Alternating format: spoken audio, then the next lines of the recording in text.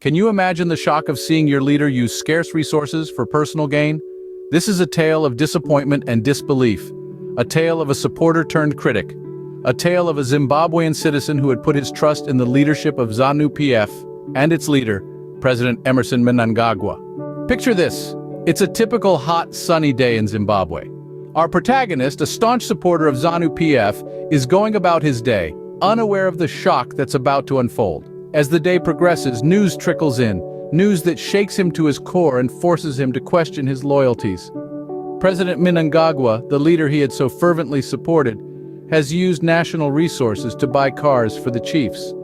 In a country where many struggle to make ends meet, this show of extravagance stirs a sense of betrayal and anger in our protagonist's heart. As the news spreads, so does our protagonist's disillusionment.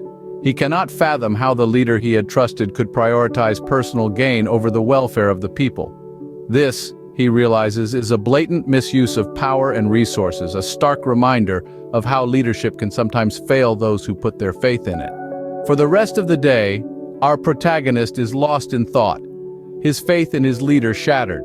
He fumes with anger, not just at President Mnangagwa, but at himself too, for having put his trust in a leader who seems to have forgotten the essence of public service. This story is a stark reminder of the importance of transparency and accountability in leadership. It brings to the forefront the crucial role of public opinion and the power of the people in keeping leaders in check.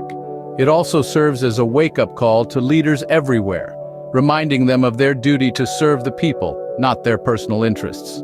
In summary, this tale of a disappointed ZANU PF supporter is a vivid illustration of a citizen's struggle with the harsh realities of political leadership.